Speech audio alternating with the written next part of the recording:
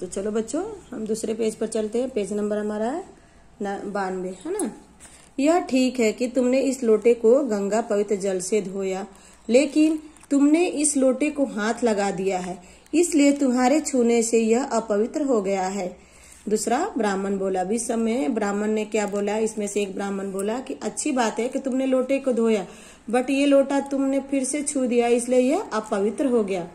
हे महाराज, मेरी समझ में एक बात नहीं आ रही है कि मैंने लोटे को छू दिया था, इसलिए लोटा अपवित्र हो गया, और आपने इस लोटे को फेंक दिया। लेकिन अब आप मुझे यह बताइए कि आप सब स्नान कहाँ करेंगे, क्योंकि मैंने इस गंगा नदी में स्नान भी किया है।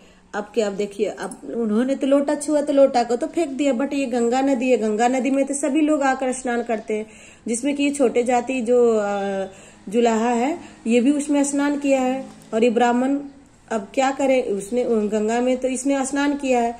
चलो देखते हैं अब ब्राह्मण क्या बोलते हैं। हे महाराज,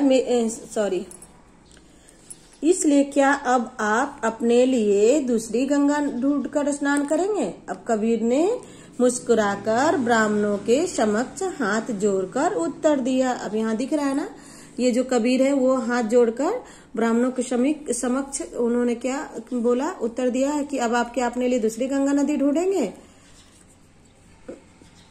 कबीर, इसलिए कि आप अपने लिए दूसरी गंगा ढूंढकर स्नान करेंगे। कबीर ने मुस्कुराकर ब्राह्मण के समक्ष हाथ जोड़कर उत्तर दिया। कबीर की बात सुनकर पांचों ब्राह्मणों झेप गए और बिना कुछ बोले आगे बढ़ गए। अब ये जो कबीर ने बात बोला, अब इनको क्या हुआ, शर्मिंदा हुए, यानी कि इनको शर्मिंदा हुआ और वो क्या किए, आगे चल दिए, है ना। तो हमें कहानी से क्या शिक्षा मिलती है। शिक्षा, धर्म या जाति के आधार पर कोई भी मनुष्य छोटा बड़ा नहीं होता है। मनुष्य छोटा या बड़ा अपने कार्यों से बनता है, इसलिए अच्छे कार्य करे और सबसे प्रेम करे। ओके बच्चों, अभी ये कबीर क्या थे, भले ये जुलाहा धर्म के थे, जाति के थे, बट इनका कर्म क्या था, अच्छा था, है ना। और तो इसलिए हमें क्या बोला जाता है, हमें जाति धर्म का भेदभाव नहीं करना चाहिए, हमें पैसों का भी भेदभाव नहीं करना चाहिए।